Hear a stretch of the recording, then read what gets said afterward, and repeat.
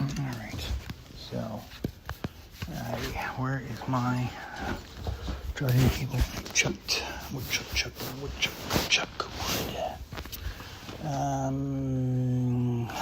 First grade. Flippantly flipped it somewhere. Come on. Okay, this one is for what? This guy is a USB-C, which I don't need. Phone. Did you take it? I'd be mad. In a little while. Oh, there we go. Sweet. Okay. And breathe. Alright, so this is C to C. So, no, for some reason this port ain't working anymore. Okay. C2. C is not what I need. I need C2 Thundercats Ho. C to Thundercats Ho. What happened to this port? It needs repair. So, C port.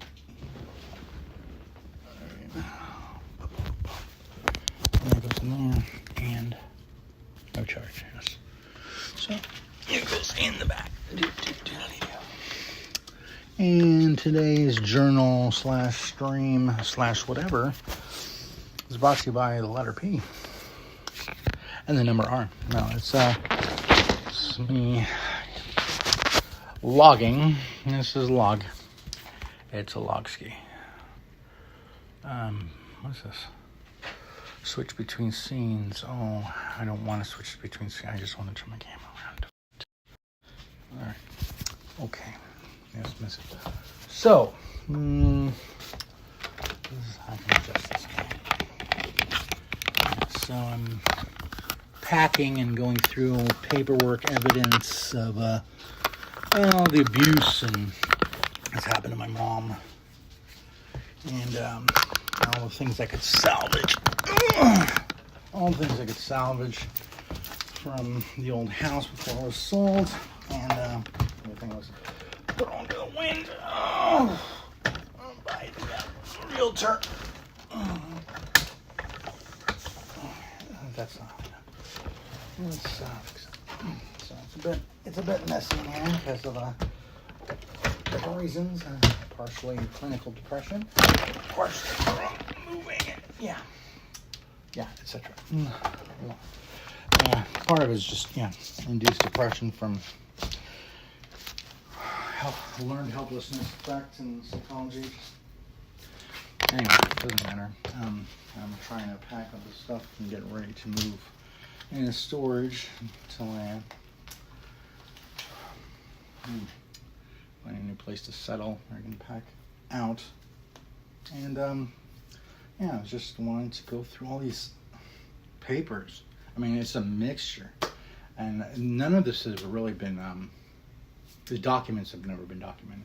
The evidence has never been presented, and it's unfair to me for the story I've been,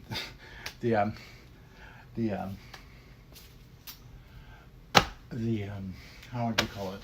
The saga I've been through, for lack of a better term, the saga, the ongoing saga of the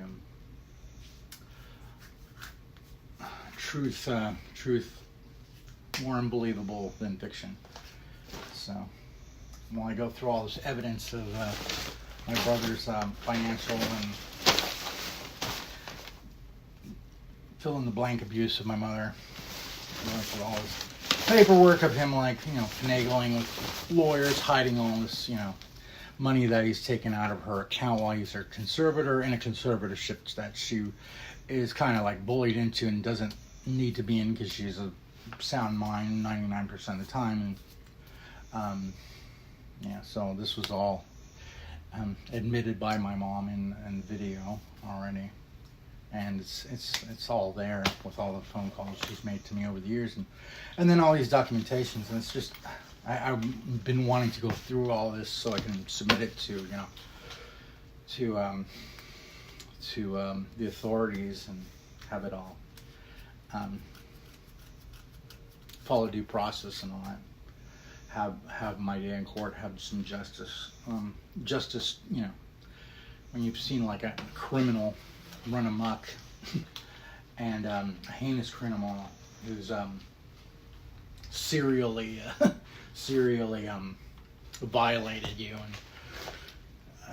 and at least nowadays people know about narcissistic abuse, and they know all about, you know, more about sociopathy and craziness like that. But yeah, insanity. So while I'm going through all these paperworks, you know, a lot of it is all the legal fucking shenanigans and the things he was hiding, and it was triggering because I had post-traumatic stress from everything that's happened. Complex post-traumatic stress, it's labeled now, because if you're continually re-traumatized, you get symptoms of what's labeled as complex post-traumatic stress. And I'm finally to a point now where I'm not triggered. I've had enough therapy this year and enough downtime and enough, enough therapy, enough work to heal that I'm not triggered by this stuff. I couldn't even like look at this stuff without freaking out, without reliving everything, the emotions, and awful.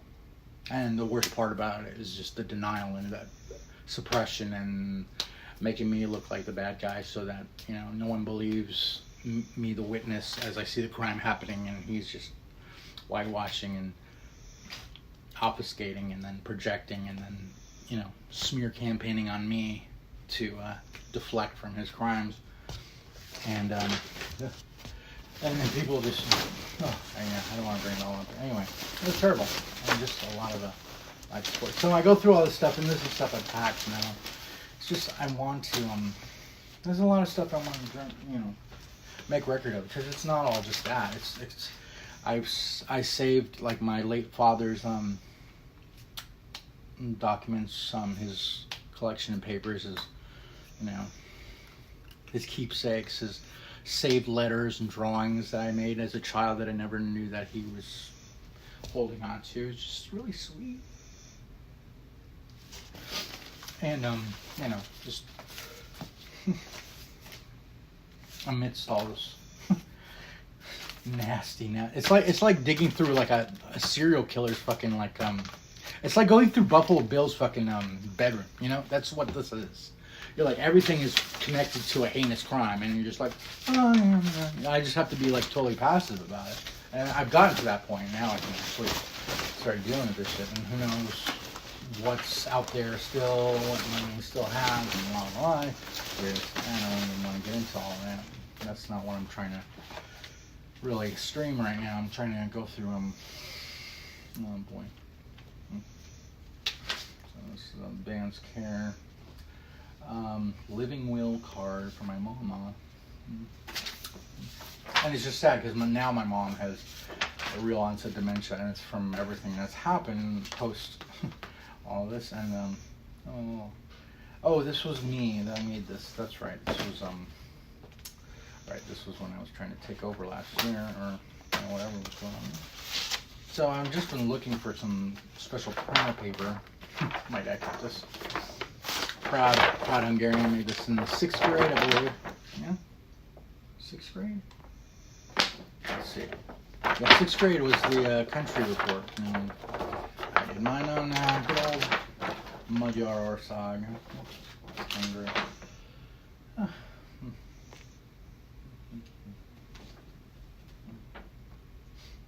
Cute. So, yeah, it's just like, I mean, like, stuff like this is just like the historic stuff. Like, it just, things I find are just so, I mean, this is totally unrelated to all that, you know, Arthur. Is a testament or a statement. Or it's a statement of, for my father in 1983.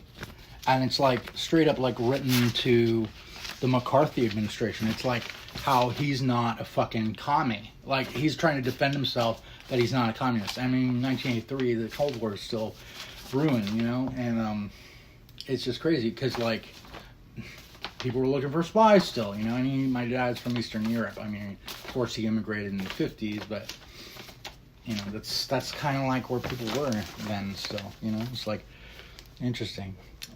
I, John Kovac, do hereby make the following voluntary statement to, and then his witness, Richard, can't read the full name, Niagara, let's say something, who has identified himself to me as special agent of the Defense Investigative Service. Dated Santa Clara, California, 16th of September, 1983. 11:30 hours.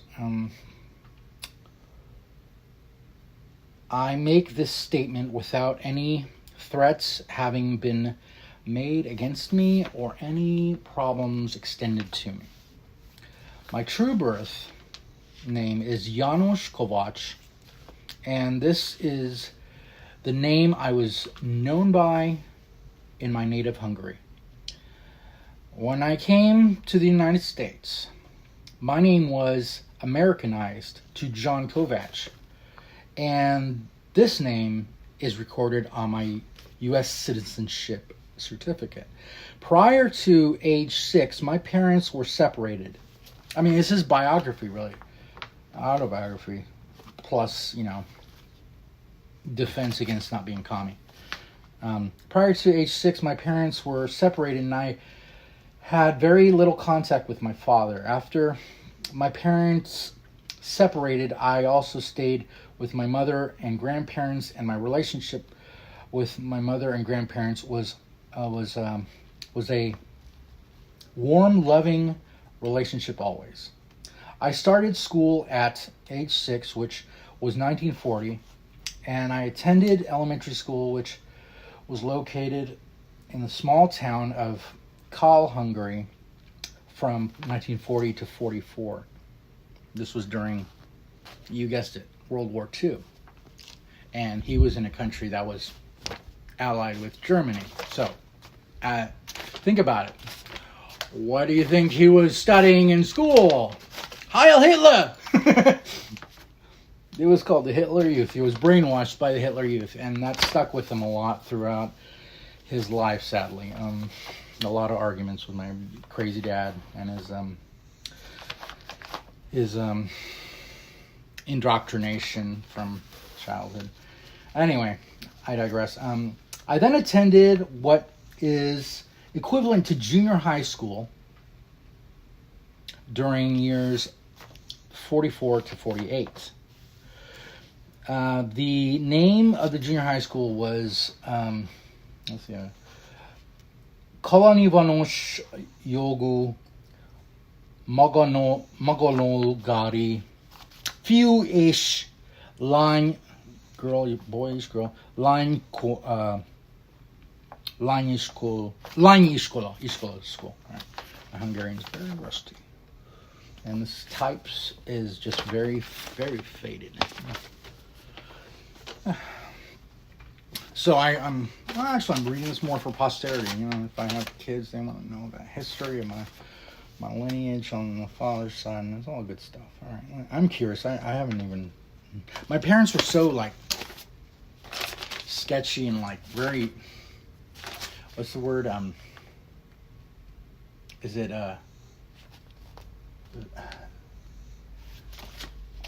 They're very what's the term?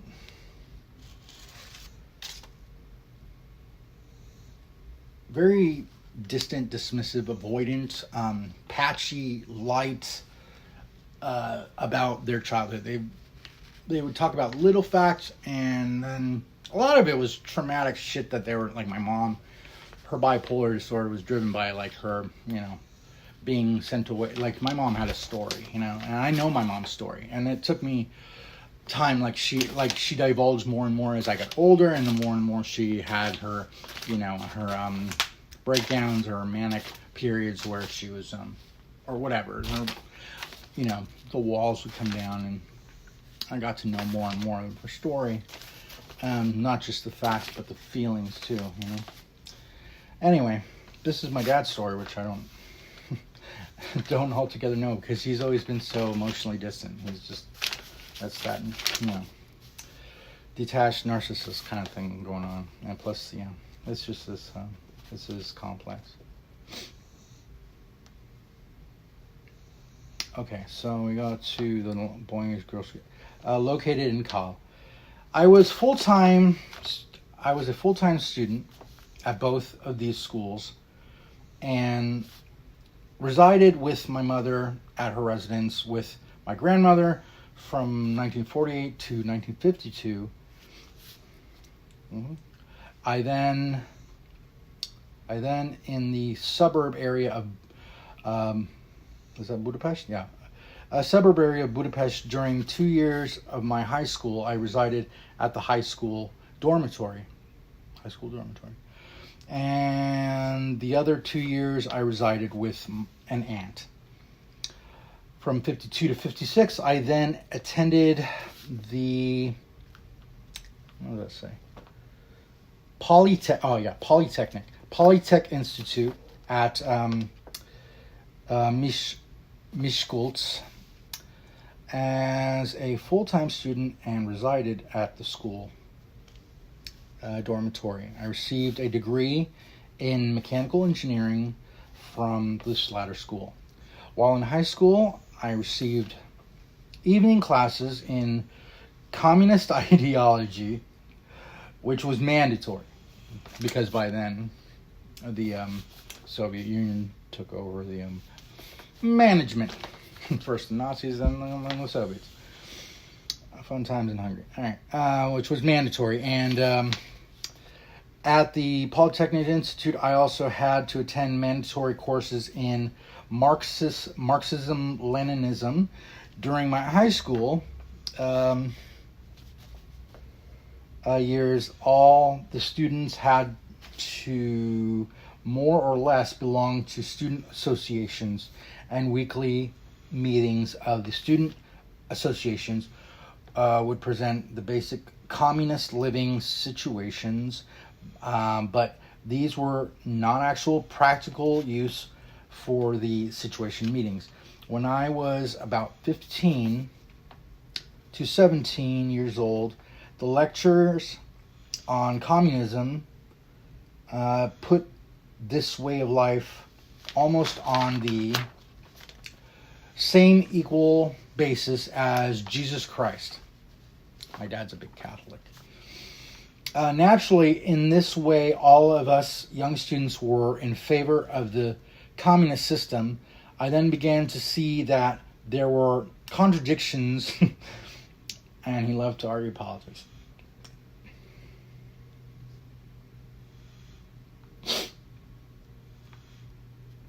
And I miss him.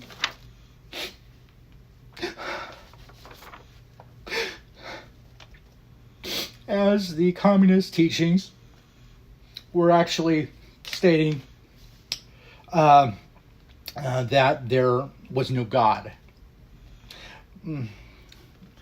Communism was right on then, actually. Being religious myself, I was then able to see the falsehoods of this communist indoctrination and ideology. Well, hey. I departed my native Hungary during the end of October 1956, the revolution. My initial reasons for leaving the country was an attempt to get support and help for Hungary. In the Western world, Hungary's revolution against Russia, the Soviets. I had no set plan arranged for this help, only hope, and when I could do nothing, I decided to stay out of Hungary. 4 friends and I stole a military jeep, and we drove close to the Hungarian-Austrian border. We abandoned the jeep about a mile or so from the border. At night, we walked across the border into a small Austrian town, the name of which I cannot remember anymore. We met a night watchman who spoke Hungarian, and he took us to the town police station where we all asked for political asylum. We stayed overnight at this border town, and the following morning, the Austrian police took us to a refugee barrack type house in the town of Enns, Austria, where we stayed about 10 to 14 days because Austria was on the other side of the Iron Curtain.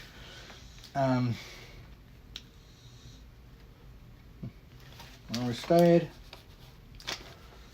and then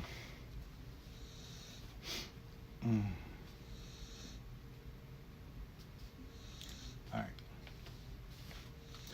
right. Where we stayed about 10 to 14 days. An Austrian army jeep then came and took my friends and I to a refugee camp which was guarded and located near Ling, Austria. I stayed at this camp for about 3 weeks and requested the authorities to allow me to immigrate to the United States.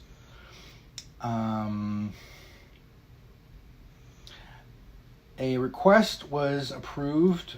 My request was approved, and I immigrated to the United States by U.S. military ship, USS General Khan, sometime in General Han, sometime in 1956.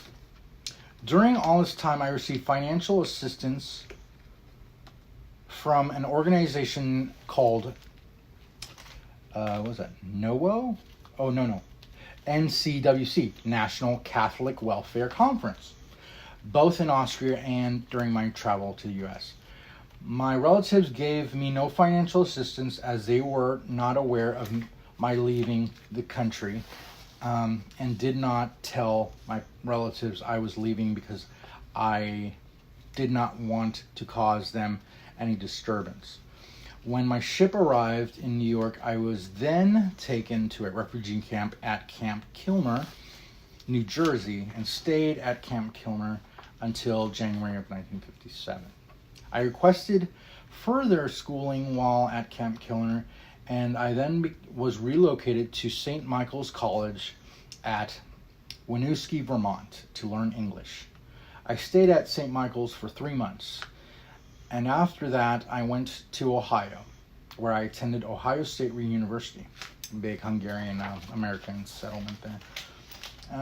When I went to St. Michael's for further school studies, I received financial assistance from various United States foundations, one of which I believed was called the World University Service. The NCWC stopped their financial aid once I selected further schooling in the United States. The only relatives I have living in a communist or communist-controlled country is my mother, who is 71 years old, and my stepfather, József Gál, who is 76 years old. Both of them live in Budapest. I did have one female cousin named Violet Kahlo. I don't know he had who lived in Hungary, but the last time I had any contact with her was 1940 or 1950, and I do not know if she's still alive. Since my entry into the United States in December of 1956, I returned to Hungary on only one occasion, which was during March-April 1983. So that's the question when I went to visit the communist country and come back. Where I took a vacation and stayed for 1 month to visit my mother and stepfather. I flew from San Francisco, I think I remember this when I left, to Frankfurt, West Germany, aboard Concorde airline. From Frankfurt, I then took a train to Vienna and then a train to Budapest. I traveled alone, and while in Budapest, I stayed with my stepfather. I had no trouble with Hungarian authorities during this trip, and the only contact I had with Hungarian officials on this trip was during the time they checked my passport and luggage. I was asked no security type questions by any Hungarian officials. I write to my mother regularly, and because she is too ill to answer, my stepfather writes for her in answer to my letters. Once a year, around the holiday season, I send small gift packages to my mother or stepfather through the U.S. mail system. About 3 years ago, I sent my mother $100 and I sent this money through an exchange agency called ICA, which was located in Detroit, Michigan. I believe this agency has officials throughout the United States. You give this agency the money, which they send to Hungary, and then the person who the money is for can purchase merchandise for the amount of money you send. This was the only way at the time I sent money, and I learned about this agency by reading their advertisement in the Hungarian American newspaper, Allied, or what was that?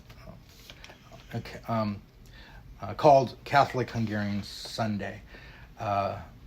My wife subscribes to this language newspaper. My mom liked to read on. Continued. I married my wife Violet Smutko, édesanyám, in New York City in 1964, and I need to get that marriage license for my own dual citizenship. After meeting her in Cleveland, Ohio, my wife was originally from Czechoslovakia, and she came to the United States with her parents in 1948 when she was a young girl. My wife became a citizen of the United States sometime during the early 1950s. My wife does not have any relatives living in Czechoslovakia or any other communist country, and she has made no foreign travel to any communist country.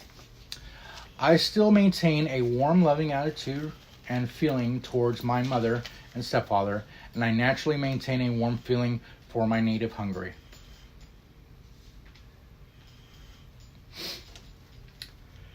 I miss you.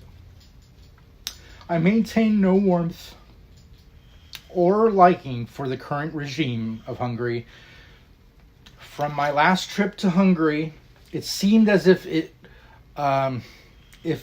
is very difficult to know what Hungarian is really for his country and who is for the government regime.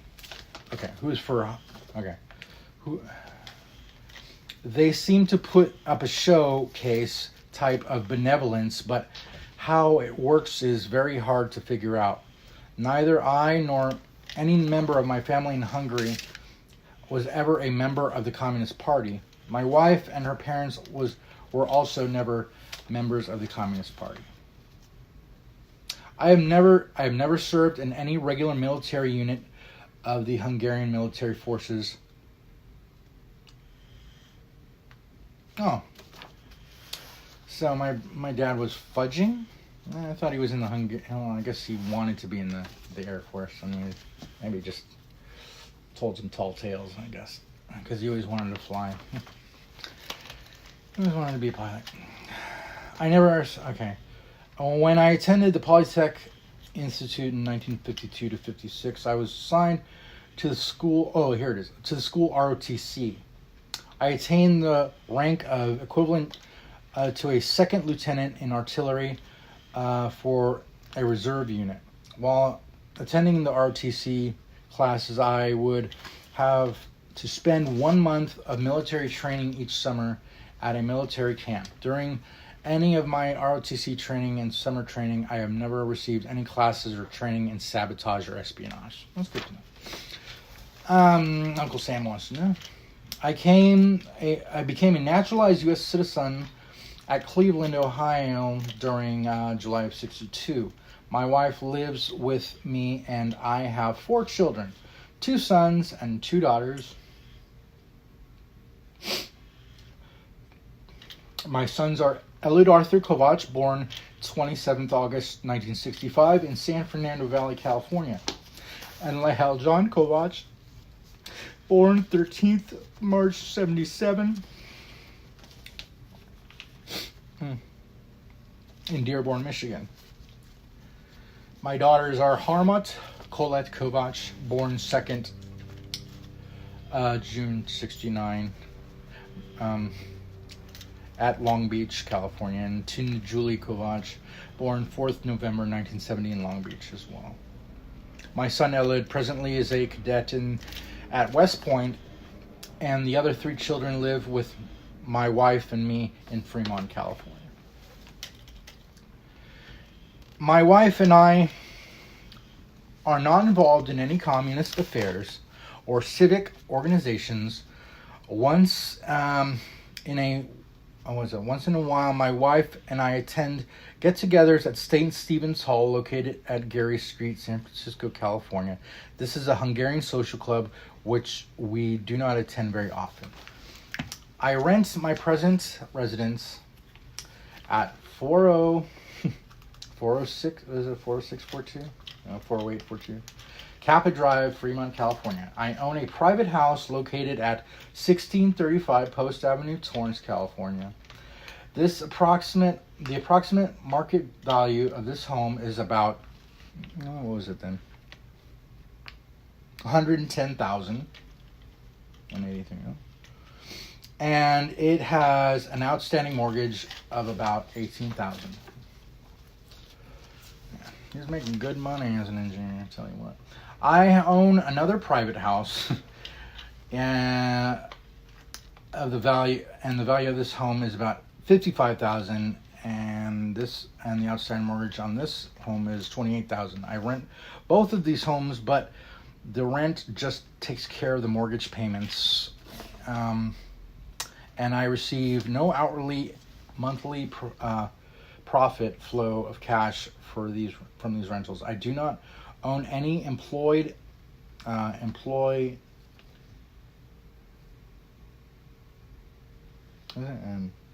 do not own any other real estate. My present salary at FMC is $2,800 a month, and my wife is not employed but wishes to obtain employment in the future. I have no private enterprises up for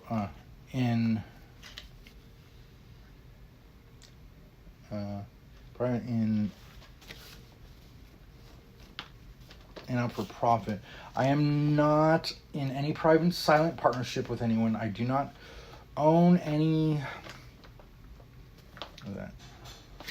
stock or bonds. I maintain a checking account at Technology Credit Union in San Jose, California, Silicon Valley, with a present balance of approximately $1,000 to $2,000. My wife has a separate checking account at Union Bank, Fremont, California, and she just keeps household expense money in that account. My wife and I have no savings accounts. I own a 75 Ford Granada, good old Ford Granada, worth about $1,000 to $1,200. A 74 Ford Maverick, worth about $900. A 69 Ford, he loved cars. 69 Ford, what was that? Lincoln Econoline van, worth about what is it? Something. A 71 Plymouth was a Duster, worth $1,000. He went and opened like his own used car place. And a 75 Chevy Vega, worth about $800. The value of my furniture is approximately $5,000. I have about $5,000 worth in various tools, camera equipment, worth about $1,000. That is about the extent of my total estate or assets. I am fluent in English and Hungarian. I also am able to understand and speak Spanish, French, German, and Russian, but I am poor in these languages. My wife speaks fluent English and Hungarian, as well as German and Czech. These languages were learned in school during our lifetime. You go to Europe, you learn at least 3 languages, Jesus Christ. Our school system sucks. All right. I do not believe my mother and stepfather would ever be used in any type of hostage situation, as they are too old and old people are generally left alone by the communists. I would never cooperate with any communist authority if they were ever to contact me or threaten me for anything. If anyone would make contact with me or would try to get classified information from me, oh, that's right, and he worked on tanks, and he really had like some kind of secret clearance or something. So, makes more sense. Information from me, I would immediately report such a contact to the to FMC security and also the FBI. I know my wife would react in the same manner as me. I feel I owe my total allegiance and loyalty to the U.S. and no loyalty to the communist government of Hungary. I would be willing to bear arms in defense of the U.S., but if it meant bearing arms against my native Hungary, I would rather serve in a non-combatant type unit. I have no visits from any foreign nationals from my native Hungary or from any Hungarian official representatives. Question: when you visited your native Hungary in March, April '83, did you report this trip before you departed and after you returned to FMC security office? Answer: no, I was not aware I had to do so. Question: do you contemplate making any future trips to Hungary in the near future? I would like to visit my mother and stepfather next year, but I have made no firm plans. I have given my permission to Mr. Granzia to type this statement in my behalf and fully agree to the entire contents of this statement. Signed, John Kovac, 16th of September 19. Along with Department of Defense Personnel Security Questionnaire.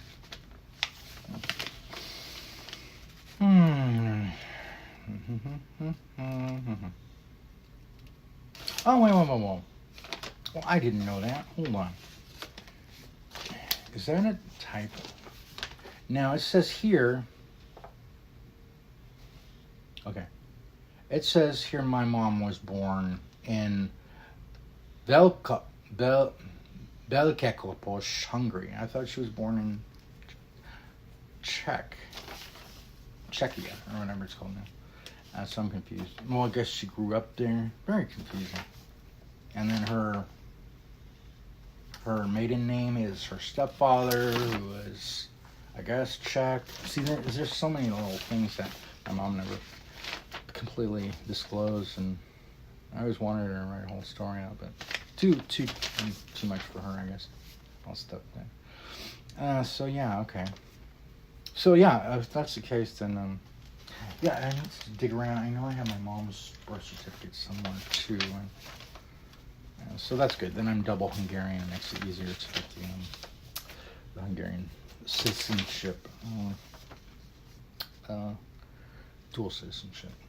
But you know, my relationship with the United States right now is a little bit shaky. You know, where I'm going through a kind of a 7-year itch with the United States, and gotta have a separation. You know, not a full-on divorce, just a separation. We'll see what happens. But yeah, definitely need to go to Europe. But for now, it's I'm with my mama. She needs me. Okay. All right. So this is what is jobs? Lockheed, FMC, modern engineering. Blah blah blah. Residences. Ayanosh. I shouldn't have the Y. During my interview with DIS 16th of September, I did not mention that I had a sister, Maria Kovac, still residing in Hungary, because I had some anxiety that she might be identified as my sister and thereby targeted as a possible source of information by the communists. Further, I cannot say for sure if I was specifically asked about her by my interviewer. My sister currently resides in a suburb of Budapest She is about 56 years old and was born in Hotbon as well. Between 56 to present, I have communicated with her through the mail about once to twice yearly. In 83, when I visited my family in Hungary, I saw her. To the best of my knowledge, she has never been a member of the communist organization. I have sent her Christmas gifts, and sometime in and about the 60s, I sent her $50 to $100 as a Christmas gift. The money was sent through an agency to the bank. I have never received any support from her since being in this country. I should state that I have no other relatives residing in a communist-controlled country, with possible exception of my cousin Violet Kahlo, who I mentioned in my previous statement. My mother and stepfather passed away in '84. I could not be blackmailed or coerced into taking any action contrary to the best interest of national security. If I were ever approached by anyone and asked to divulge. So much paranoia then, huh? U.S. Defense classified information. I would report the same to the FBI. I have nothing further to add to this stuff. All right.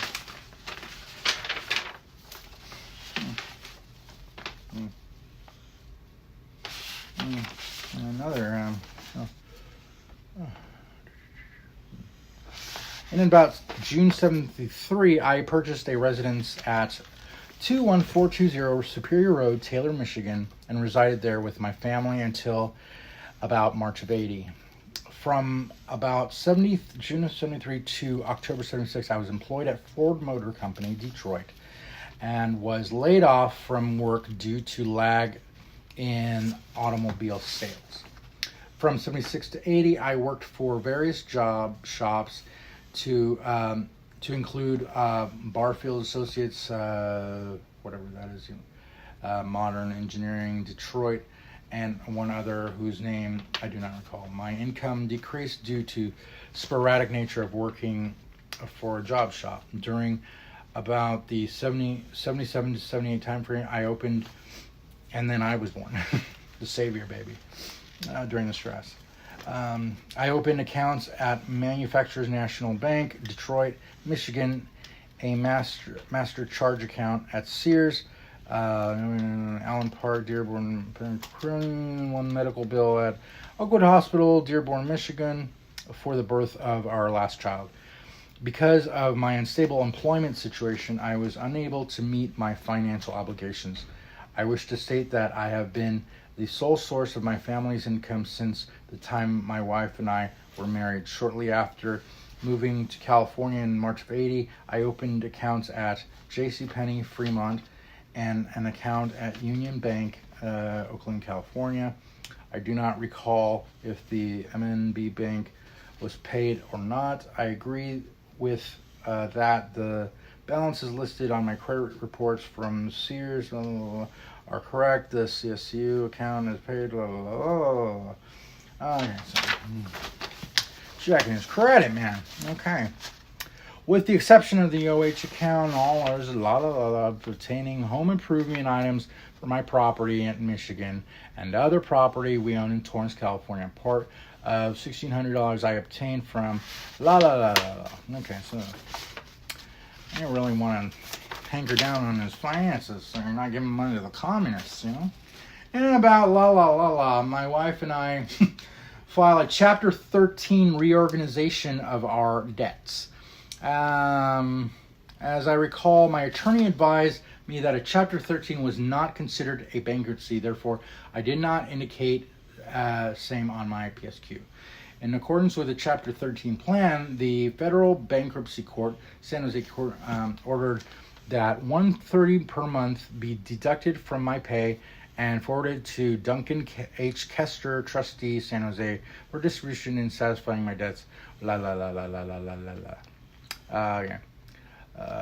In 84 March, I left my employment at FMC San Jose and gained employment at Lockheed Missiles and Space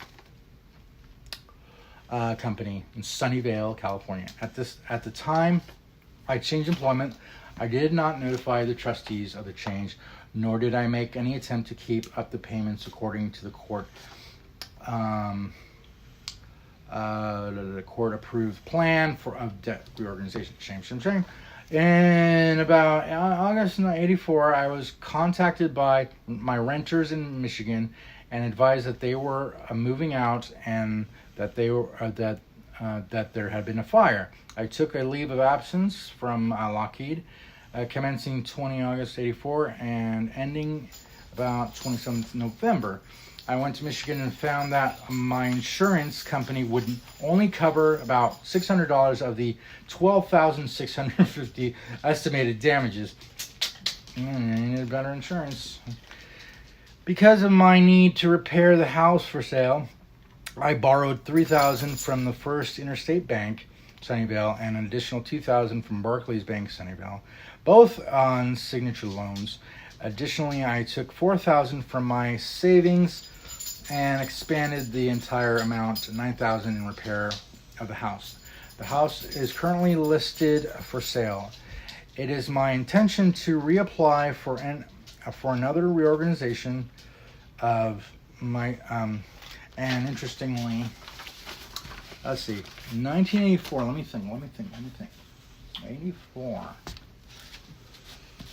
He fails to mention. This is about the time that he left my mom. My mom kicked him out in 83 for hitting her. And when he was drunk, and like they're fighting, and I smacked her, and he's like, "Get the fuck out of here! You don't touch me, mama." So he's sleeping in his van, and then he gets the job and he splits, right? So he's like, "Ah!" And then he goes and he's like, "Oh, I'm going to sell the house and I'm going to open up my business and like new lease on life. I don't have to deal with family anymore." And then he was just off. So, yeah. And I missed him a lot. Anyway, so bits and pieces. There's the story for the official story, and then there's the DL story. Anyway, Detroit. I believe about a week before my but suspect that they were living with her mother. Wait. The house is currently in my intention to reply for another reorganization. About a week before my turn from Michigan, my wife moved our family to Torrance. Right. Yes. So that was exactly true. It's partially true. So what happened was my mom had a breakdown, flipped out. Had a manic episode, like crazy, because she's left with kids, one of whom is developmentally disabled, me being 7, and and there's like, I don't know if he's sending her any money at this point, and so she gets hospitalized. I go stay with my godparents eventually, and then my mom is here in Torrance, where my dad, my parents owned that house. My grandma lived in Torrance as well, actually, in this neighborhood that I'm in right now, along with my uncle, and so like she went. What do you do the first thing you do if you can, when you get divorced or separated or lose your spouse, especially if you have dependents, where do you go? You go to family. You go to your mom's. If possible. If you don't have like a brother who's trying to, isolate your mother and keep you homeless instead of moving into your mom's after you can't stay with your ex, who is like trying to have you murdered, like happened to me. No lie. So I digress. So my mom goes and gets stabilized in psych hospital here in Torrance. I and my sister fly out. My handicapped sister is in a home there and stays in NorCal for a little bit, and then that's this other stuff under the bridge. But So he doesn't discuss any of that. You know, it's just like, oh, my mom. He's like, oh, he just flew the kids, the family, over to our family, and what? Yeah, he was totally oblivious to my mom's mental illness at the point. No support. No, he's like, he had no. Anytime my mom was sick or anything, he was just like, you know, like. He's just Mr. No, emotions were not good with him unless he drank, and that's how he dealt with emotions. Very uncomfortable things for him. So he can get quiet and then change the subject or whatever. I think, and that's kind of typical syndrome of like men in the, in that generation in America. Anyway,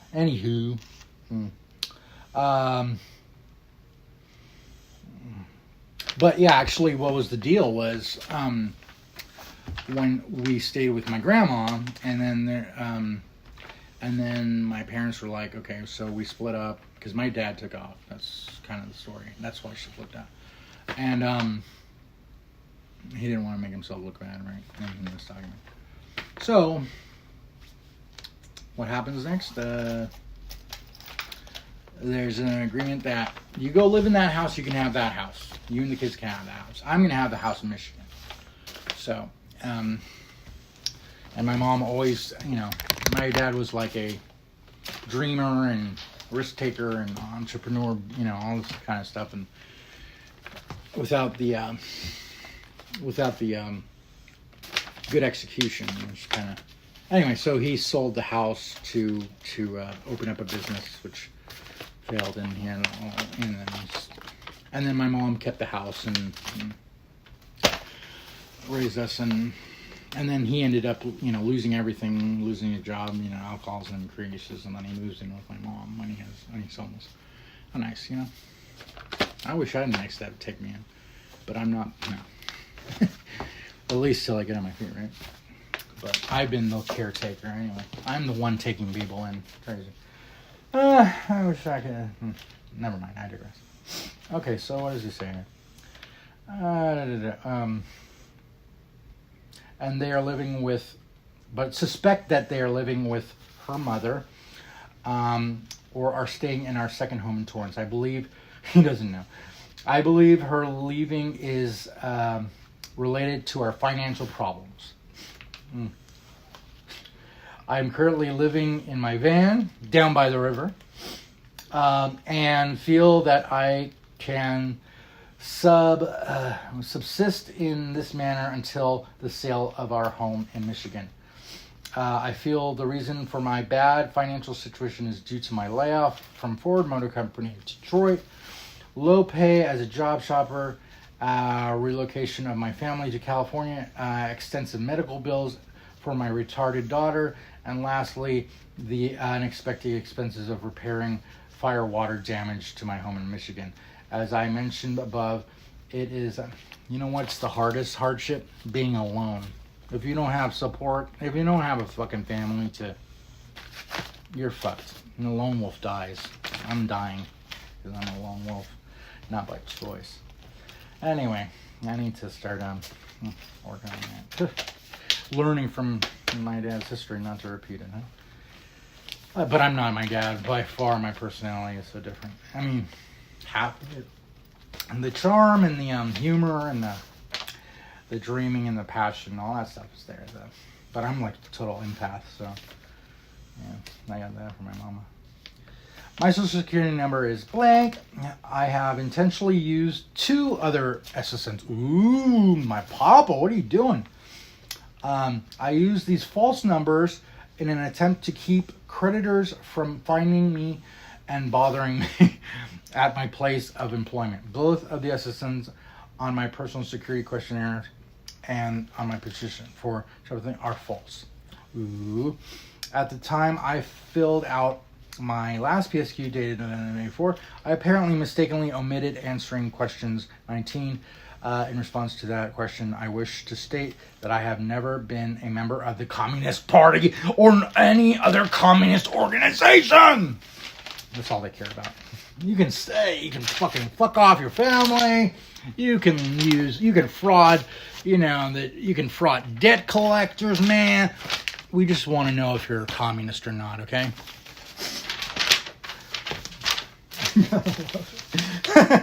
Oh my God, my dad. Jeez. Okay, here's his personal financial statement. Yada yada yada. I'm gonna live in advancing. All right, if I don't get a job soon, boy oh boy. Having been re-advised of the Privacy Act of 1974. Hold on. Let's figure that out what that is. Okay, Google. Okay, Google. What is the Privacy Act of 1974? According to Wikipedia, the Privacy Act of 1974, a United States federal law, establishes a code of fair information practice that governs the collection, maintenance, use, and dissemination of personally identifiable information about individuals that is maintained in systems of records by federal agencies. No.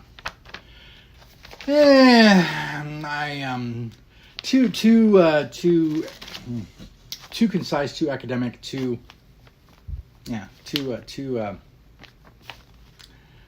pithy. I don't know what the term is. Just too, way too concise. And hold on, let me get ChatGPT on the case.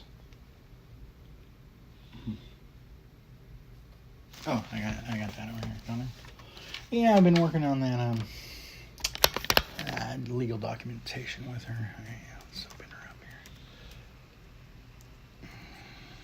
here. Open Sesame. What is it? 629? 829? 620. Okay. Is this? Do we have audio? There's that feature. Okay, let's just do it. I guess it's fast. Oh.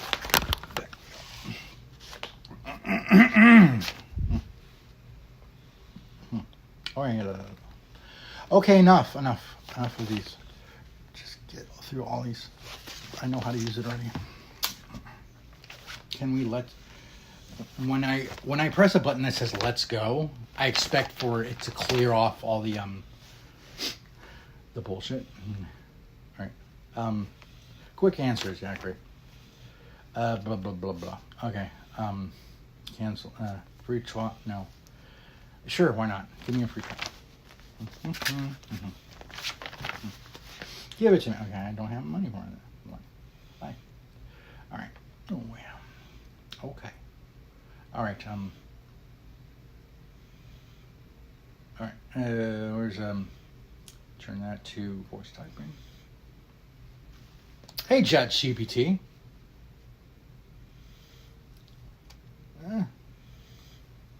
Hey, ChatGPT. Hey, ChatGPT. Can you go over the Privacy Act of 1974 in the United States? Describe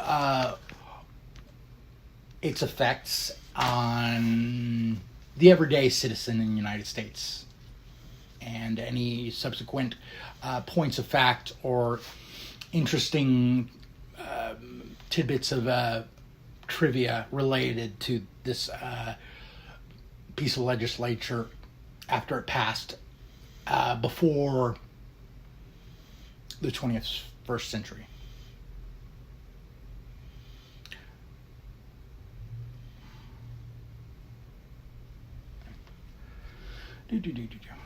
Now I need text to speech. Thank you. Here's a lot. How can I? Okay, I want to. Okay, now. Okay, Google. Okay, Google. I can switch on. Can you read the screen?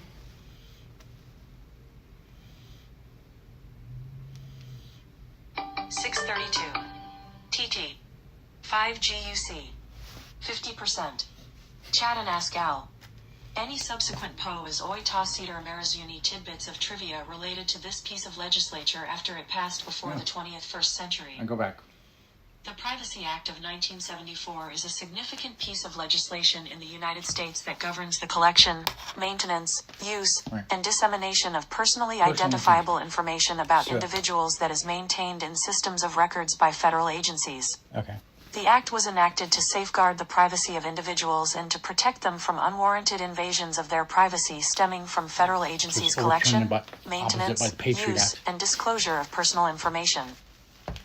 The Privacy Act of 1974 has several key provisions that directly impact the everyday citizen in the United States. Some of these effects include 1. Access to records. The Act gives individuals the right to access records about themselves. Write your message. Oh gosh. Boop. That froze up on me. And then it froze up on me. Good old blah blah blah. Okay. No, I crashed.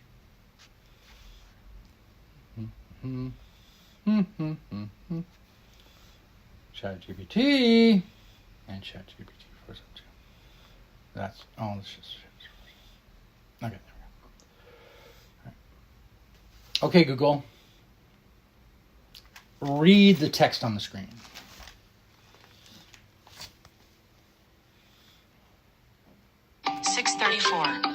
TT. 5GUC. 49% is about the use of computerized databases and the potential for abuse of personal information stored in these systems. The Act was also 49%. Chat and Ask Al. One interesting tidbit related to the Act is that it was enacted partly in response to growing concerns about the use of computerized databases and the potential for abuse of personal information stored in these systems. The Act was also influenced by public outrage over revelations of government surveillance and data collection activities during that time. Another point of interest is that the Privacy Act has been subject to various amendments and interpretations over the years, especially as technology has advanced and the nature of personal data collection and storage has evolved. For example, the rise of the Internet and digital communication has prompted discussions about how the Act applies to online data collection and privacy. Overall, the Privacy Act of 1974 has played a crucial role in shaping privacy rights for individuals in the United States and has set important standards for the government's handling of personal information. Write your message. All right, thank you. Yes, I'm looking for bed. I'm sure. Oh boy. That over there. La la la. Okay, well, see if anything else my dad has to make a testament over here. Oh, okay. Okay, so that's what, it was, okay. Having been re-advised of the Privacy Act of 74 and reading pages 1 through 3 of this statement that was prepared as a result of interview on 84 of December 3rd, are you now willing to continue with this interview? Yes, I would like to add that I have been working overtime when possible and was told by my supervisor that I could work Saturdays since there isn't plenty of work to do. He's a workaholic. Further, I had a side business of restoring old cars and have sold 4 of them since the beginning of the year. Unfortunately, I found that the business was only breaking even. I have also done body work on cars for friends to obtain an additional income. Have you ever used another SSN on your federal taxes? No. As mentioned above, I only knowingly used a false SSN on my Chapter 13 petition and apparently on my PSO. I do feel that I did give... I'm trying to be clean with the government, and he's lying to them at the same time. My dad's so crazy. I love my dad. He's such a crazy guy. Oh boy, what a nut. I did knowingly use a false SSN. He just had a sense of entitlement. That was the narcissism. Petition. I do feel that I did give Lockheed my correct SSN, at the time of my employment. Realizing that using an incorrect SSN on official documents is realizing that using an incorrect SSN on official documents is dishonest. Did you realize that you may have been perpetrating a crime? No, I didn't really know how serious a matter it was. Wink, wink. What colleges have you attended and what degrees have you been awarded? Just change the subject randomly. I attended Polytech Institute, Milos, Hungary, and was awarded a BSME and Ohio State University, Columbus, Ohio. Bachelor's of Science in Mechanical Engineering. Blah, blah, blah. Have you ever been awarded a master's? No. Why did you indicate that you were awarded a master's? Because my E5G needed to be bigger than he was. That you were awarded at Ohio on your PSQ that you signed, and further, why did you indicate an MBA was awarded to you by UCLA on your personal employment records at FMC? That's called lying on your fucking that's called lying on your resume to get a job. That's what that's called. Knowing that I was misrepresenting my true education, I falsified those records in order to obtain a job. I wish to add that oftentimes employers are not aware of the educational standards in Europe and therefore are not able to evaluate a person's education fairly, which is true. Their high schools, like our college, is crazy. Further, I feel that my education and my experience coupled with the classes I have taken in the U.S. would be equal to an MSN. Well, there you go. La-di-da, Papa. Is there anything you'd like to wish to add to the statement? No. I'm out of here. Out of 5,000. All right. Do I want to keep reading? I want to take a break. This is a lottery. Is there anything else? Oh, no. That's the whole thing, isn't it? I just went in a circle. Yes, I did. There you go. Away we go. And it just repeats there. Yes, it just repeats there. Unless he abridged. Unless he edited it, amended to it to fix the discrepancies that he stated to the Defense Department. Whatever. All right. So what's this now? Did I read this? Oh, no, I didn't read that. Okay. So it's interesting. Learn some more interesting history trivia about my family there. Nice. Okay. So let's keep shoveling documentation of interesting factoids of my family, including and all this extra crap from my brother's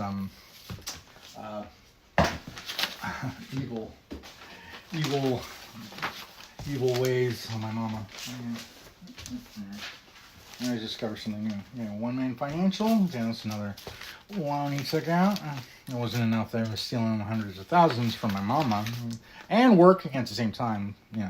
Which is funny. Like when he got the conservatorship to 2017, his tax return stated he made $50,000, and then all of a sudden the next year, boom, he made $150,000. Where's all that money come from? Well, it can't be from her estate. All that goes to pay for, $1,000 a day of caregiving and food. I wonder how the lawyers, I guess the lawyers don't care. They just want to be able to not be associated with crime and get away with stuff and blah, blah, blah. Okay. Big picture loans. These are all loan offers because he was like taking out loans too. Yeah, because it was just going crazy. Freedom Plus. USA. All right, let's see. Well, I know he has secret accounts still. I'm wondering, how much money in my mom's he still has. That's why a private detective is going to handle all that stuff eventually. Better get around to that. Okay, you say credit card payments. All right, so you got credit cards. I'm living like I'm high on the hog. Oh man, when I cleaned out my mom's house, it was disgusting. I mean, just littered with all this stuff. Like, you know, a big old fucking box of sex toys, and you know, he was spending on prostitutes and fucking them on my mom's house. It was craziness and shit that he did. Just disgusting. Alright, so let's see how he spent his credit card here. So, previous balance, $2,500. Big spender. Yeah, what do we got here? Anything on chart? Or just go into the line items there? Well, I'm not good. I really don't care. It's all disgusting stuff he spends his money on. And fucking cyber stalking me. And you know, resources to slander me, all this crazy stuff. Okay, so this is real estate disclosure. This was when he tried to sell the house and run away with it last year. Okay, enough. I was originally going through all this stuff because I was trying to find special printer paper that I needed. And I'm thinking someone just stole it or just got lost or stole. But it's gonna pack up all this stuff anyway. So might as well go through all this stuff now. This doesn't traumatize me anymore. Printer paper. Where's this?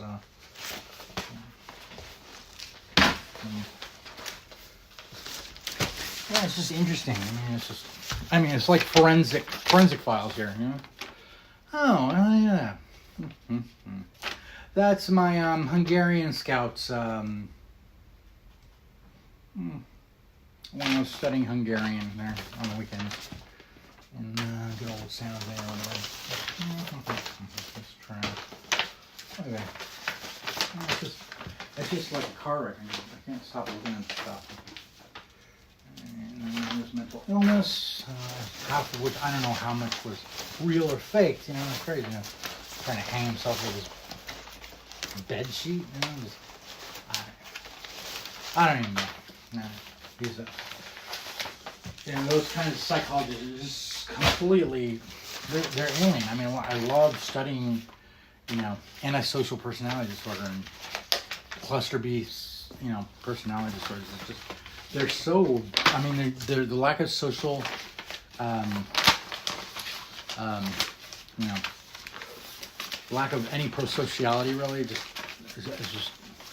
It's alien. It's just it's like walking into a room where people are walking on the ceiling. It's like, you know what I mean? Totally opposite. Okay, this is Kaiser stuff. Fraud, you know, committing more fraud with the courts and. Oh boy! Really, this is all I don't know. Convicted of all this stuff. He's got to at least get fucking 5 years or something, you know. I don't know. I really don't want him in jail. I want the restraining order on him. I don't want him to. I know he's probably still has some kind of stalkerware on one of my phones. Still does that. Creepy. Creeper. He watches me having sex with my girlfriend. I mean, he's just a creep. He's just so creepy. Stalking. He's mentally ill. He's deranged. That's the best way to describe it. So enough about him. He has too much about it. Oh, yeah, and I saved some more of my dad's stuff here. What is this? This is a Hungarian.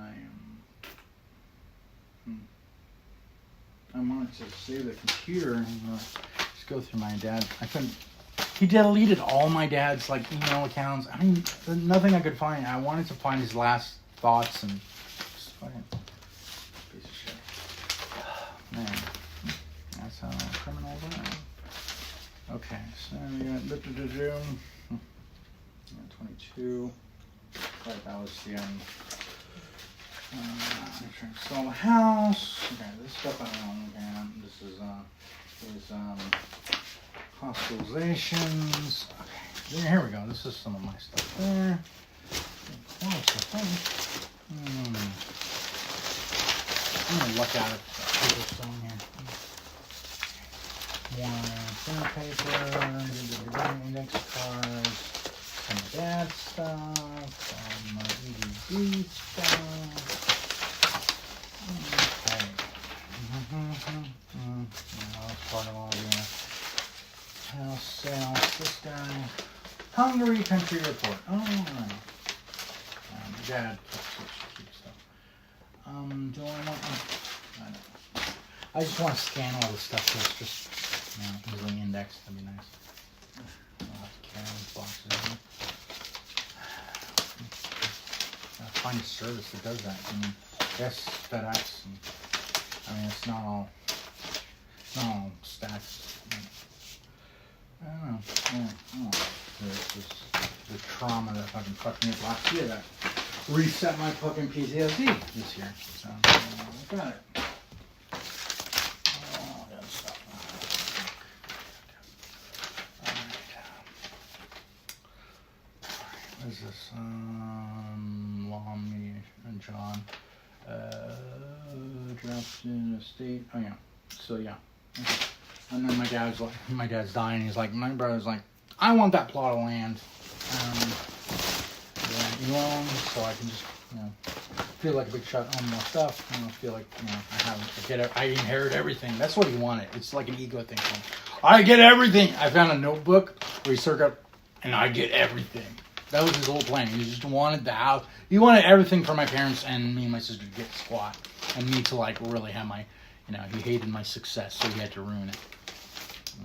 He spent his, I don't know how many hours a day just stalking me around the world and calling up my friends and just, telling them bullshit about me so that they wouldn't help me. And I would stay, couch surfing and destitute and just awful. Anyway, he is, it's nothing, I don't know if he sets any standards. At least I could say I could be proud of him that he, sets a standard. He's like a gold medalist of sociopaths, done shit that no sociopath has really done to a family member. But anyway, then I could take pride in it. But I think it's all done. A lot of this is run-of-the-mill abuse patterns that these types of psychologies. Blah blah blah. See, this is from my car. Yeah, that was from my old car. Indeed. Jiffy Lube on cars. Yeah, that's my old Nissan. My old Nissan. This is trash then. Statements and what's this? Insight Corporation. What's this? Oh, this bills and want to eventually pay off. Yeah. Right. Howard Cox.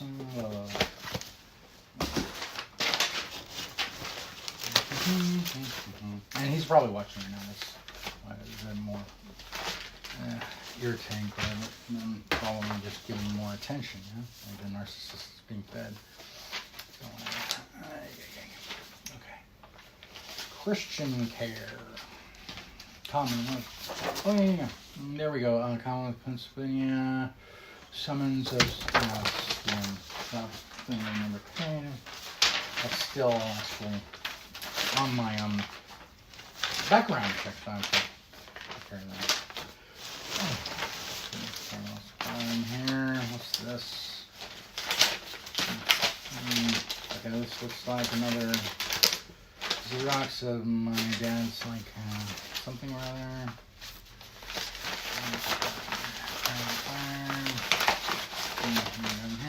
Suspension. 1635 Post Avenue. 1020. Oh, you're. Yeah, that's right.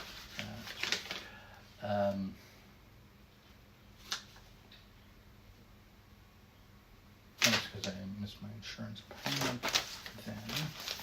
Then no income. Disabled with no income is horrible. Nobody who's disabled should be without any kind of government assistance. And unfortunately, that happens. I've been stuck in that situation. I've been disabled and not getting disability. How do you survive like that? Not very easy. Especially if you're alone, too, and you have no support. Wonderful society. Okay, this. Hi, puppies. I know, you're bored. Huh? Okay, let's just finish this up. More printer paper, and I'm not eating. Recycle reuse. And my brother's crazy paper. Ah! I found it! Ha ha ha ha! Yeah! Okay, well, this is the paper I was looking for. Hooray! Mm-hmm. Yeah. Sweet. Mm-hmm. Sweet and petite. Finally found it. Now the only thing is... Wait. Okay, let's see if this actually works. Oh, that's what I can do. Yes. I think I can do that. I think I can. Alright, yeah, I like doing this talking, but I'm not really, I'm just streaming. I'm not like in a streaming app where I get like chat back to me, or... Is there chat in here? Well, hello. There is chat in here, but I don't know if it interfaces with all the lalas there. Chat enabled. But does it interface with Facebook and all that? Well, let's see. Where does it go? If I type a chat, what is this? If I type a chat here, recent events. There are no recent events. How do I do this? How do I? These are events. Chat enable. All right, let me test it. If I'm... Oh, you know what? I don't think I'm streaming to Facebook right now. I think I'm streaming to LinkedIn for sure, which is not very professional of me. But you know what? I'm a celeb, so it don't matter. People can look past all of this and see the genius within, All right, so if I'm going to... hello. What is this, Jess? Yeah, my LinkedIn is pretty much all like...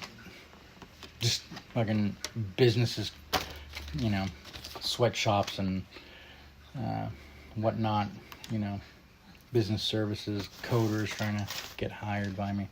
So I found out Rafa Segula, one of my favorite colleagues, one of my favorite coworkers of my career, passed away in 2016.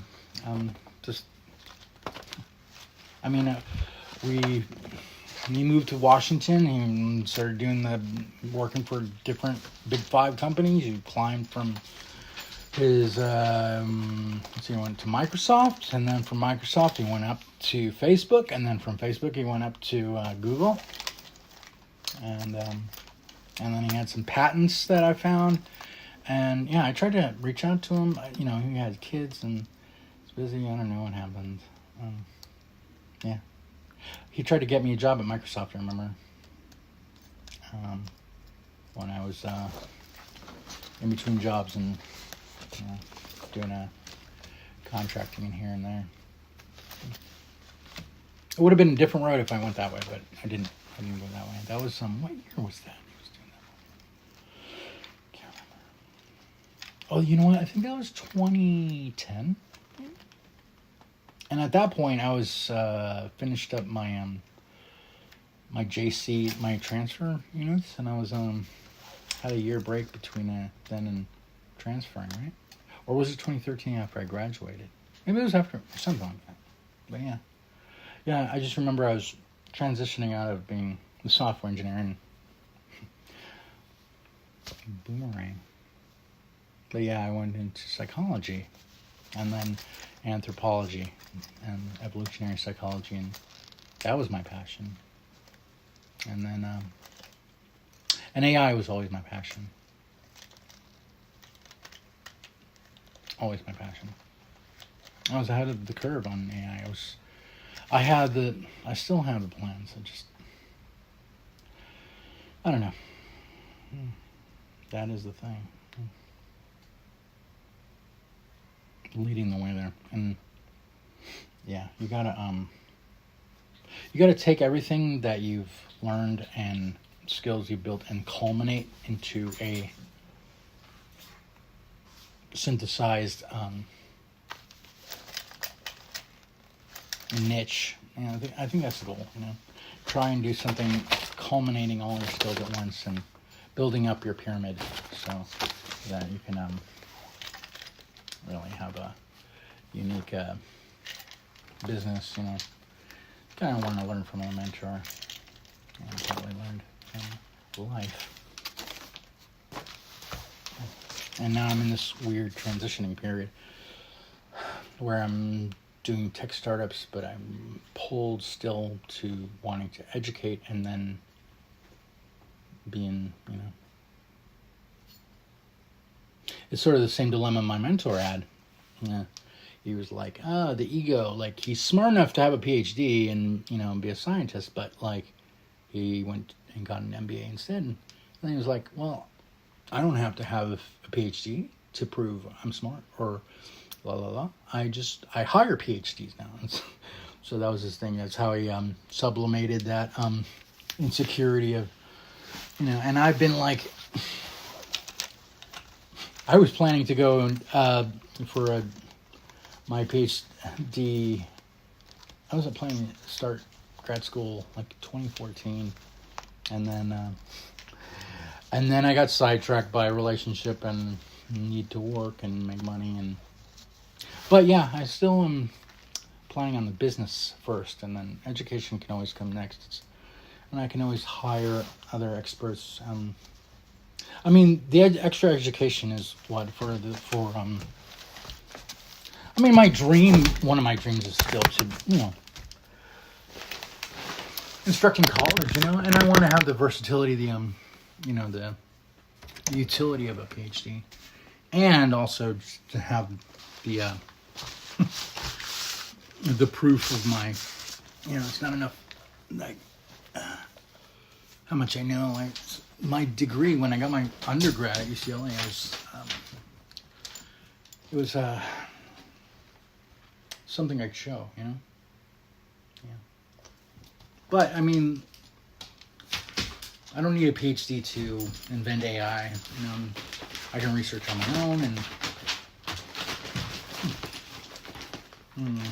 Oh, puppies, I love you so much. Yes, you're a good girl. Thank you. Oh, thank you. She knows I needed that. Right? And your canine cognition. Yeah, you just get all over that paperwork. Fuck that paperwork. Yeah, screw that shit. I need to detach from that stuff, huh? Yeah, you know it. You know it. Yeah, we need to transition out of this place. It's just too many. I need to find communal. I need to build a commune, really. Yeah, yeah, it really comes from helping others, right? Yeah, I what a mess, huh?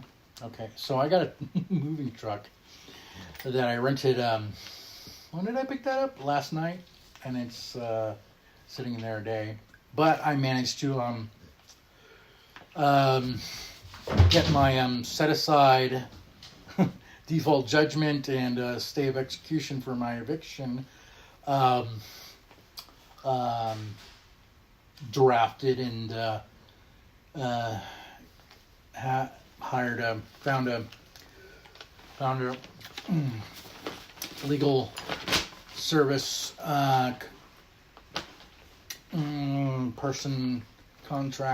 contractor that I contracted to file that stuff for me tomorrow and follow it up, and so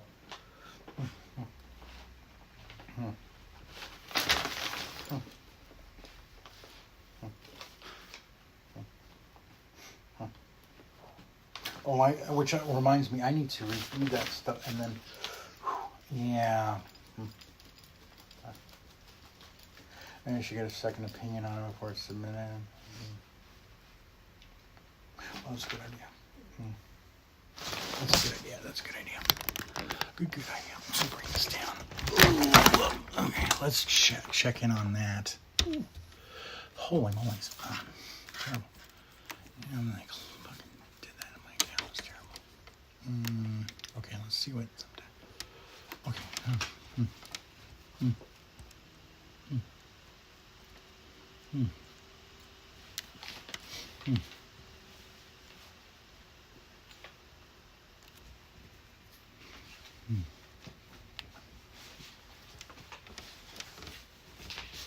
Hmm. Oh.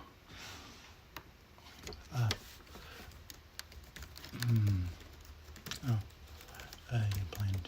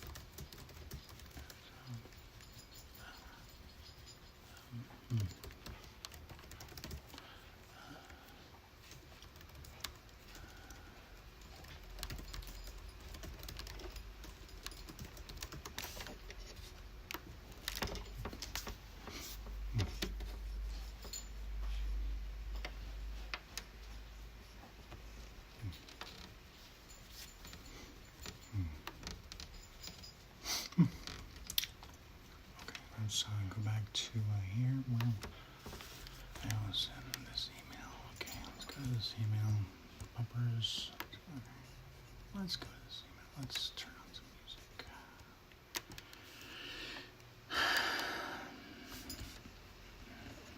music. Oh yeah, we're in Chester. So if I go here,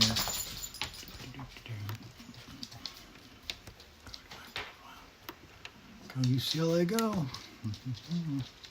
See, am I streaming right now? Let us see. I'm going to my posts. Show all posts. Activity, there I am. Well, I look like a mess. Let's see, I am very curious. Alright. Alright. Comment. And test.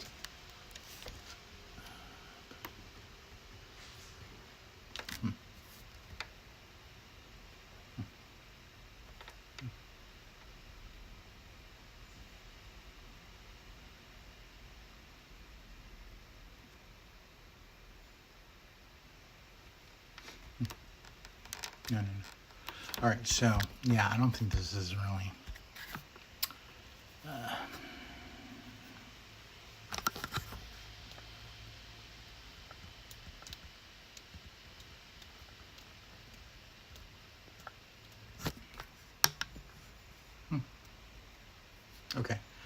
All right, I'm gonna fix my hair and look way more presentable. I'll be back.